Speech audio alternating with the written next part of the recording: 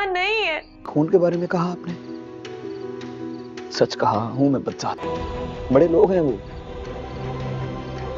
हम जैसे घटिया लोगों को ऐसी बातें कह सकते हैं? हाँ नाज़रीन, ड्रामा सीरियल गुलाम बादशाह सुंदरी की नेक्स्ट आने वाली एपिसोड में आप देखेंगे कि इधर गुलाम को समझ नहीं आती है कि वो अब सुंदरी को कहाँ रखे।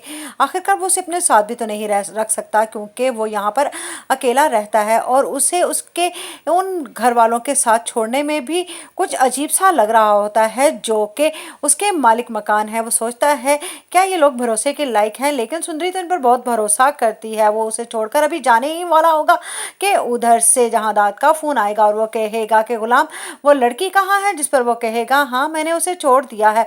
जहां पर वो चाहती थी, जिस पर वो कहेगा उसे छोड़ना नहीं बल्कि रास्ते से हटाना है। जिस पर गुलाम को बड़ी हैरानगी होगी कि आखिरकार सुंदरी के बाप ने तो उन पर इतना भरोसा किया था और कहा था कि उससे सुंदरनगर लेकर जाया जाए ताकि वो वहां पर महफूज रहे, लेकिन यहाँ पर तो उसको मारने की बातें की जा रही हैं। यही सोचकर गुलाम परेशान होगा, उसे समझ ही नहीं आएगी। इस वक्त वो हाँ में सर हिला देगा, लेकिन वो सुंदरी को वहां पर छोड़कर वापस आ जाएगा। इधर आप देखेंगे कि बादशाह पूछता है गुलाम से कि मैं सोच रहा था कि यकीनन तो किसी लड़की के चक्कर में पड़ गया है, तभी इतने दिन गायब है। जिस पर कहता है गुलाम नहीं, लड़की का कोई चक्कर नहीं, बस एक मजलूम लड़की थी जिसका उसके बाप के अलावा कोई नहीं था और वो भी अब इस दुनिया में नहीं रहा। जिस पर अभी गुलाम बादशाह को उसके बाप का नाम बताने ही वाला होता है तो इस पर साहबजान आ जाएंगे और कहेंगे हर वक्त तुझे बादशाह के अलावा और कोई नहीं मिलता जिसके इर्द गिर्द तो घूमता रहता है।